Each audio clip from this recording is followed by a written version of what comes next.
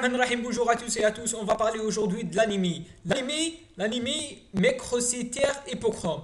L'anémie microcytaire hypochrome, c'est défini, c'est comme le nom indique, anémie, hémoglobine inférieure à 13 chez l'homme, inférieure à 12 chez une femme, inférieure à 10,5 chez une femme enceinte. Microcytaire, c'est-à-dire la microcytose, c'est-à-dire un volume globulaire moyen VGM inférieur à 80.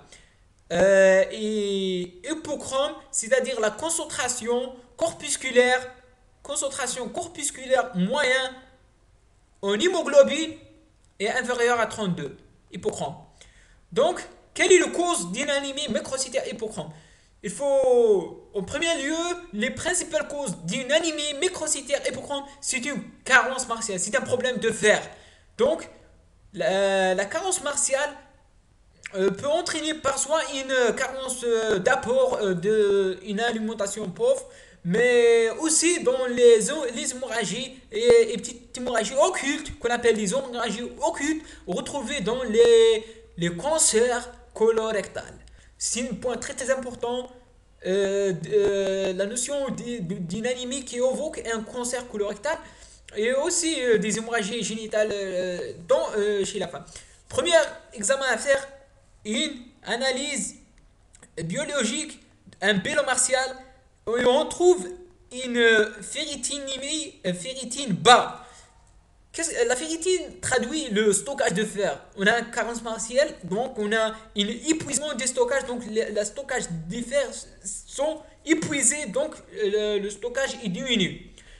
Lorsque le stockage de fer est diminué, le transporteur de fer, la TABC, c'est-à-dire la transférine, c'est une petite protéine qui transfère le fer, c'est le taxi de fer, et il est augmenté. Il est toujours il est une relation opposée entre la ferritine et le transporteur.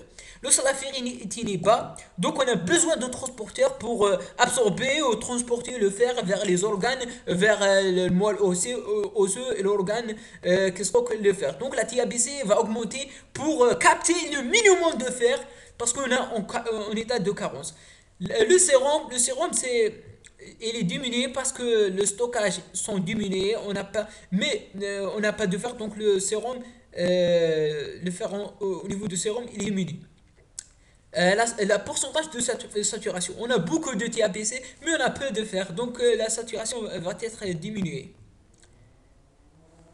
La deuxième cas d'une anémie microcytaire hypochrome, une inflammation.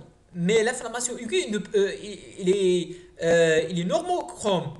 C'est une inflammation chronique qui dure plusieurs années, polyarthrite rhumatoïde, etc. Une inflammation chronique et dure. Donc, on a une panel de protéines inflammatoires. Quand on a parlé de ça, c'est l'interleukine 6 qui va stimuler la l'hepcidine, et l'hepcidine va entraîner une fermeture de ferroportine, donc séquestration de fer, donc le stockage et le fer est séquestré au niveau des macrophages, donc la ferritine, le stockage, est élevé.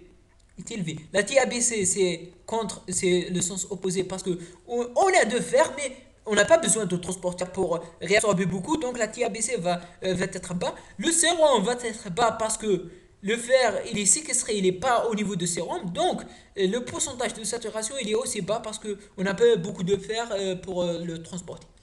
C'est, imaginez qu'il y a un bilan martial, il est normal. Et on a une anémie microcytaire hypochrome, on pense à une pathologie des globules rouges. On pense à une bêta-thalassémie ou bien une drépanocytose. Donc, on fait un examen d'électrophorèse de l'hémoglobine pour chercher cette anomalie et préciser quel est le globule il est malade ou il est mal formé. Donc, on a terminé. Je veux tirer votre attention sur une petite fenêtre sur le traitement. Il faut jamais donner une fer sans avoir l'étiologie. Parce qu'on peut passer à côté d'une maladie chronique, une maladie grave, telle qu'un cancer colorectal. On veut donner le fer à un patient et on retarde le diagnostic d'un cancer. Donc, Il faut jamais à côté, il faut toujours penser à une maladie telle qu'un cancer colorectal qui donne une hémorragie, une anémie occulte. Donc je vous remercie à votre attention, à la prochaine, Inch'Allah.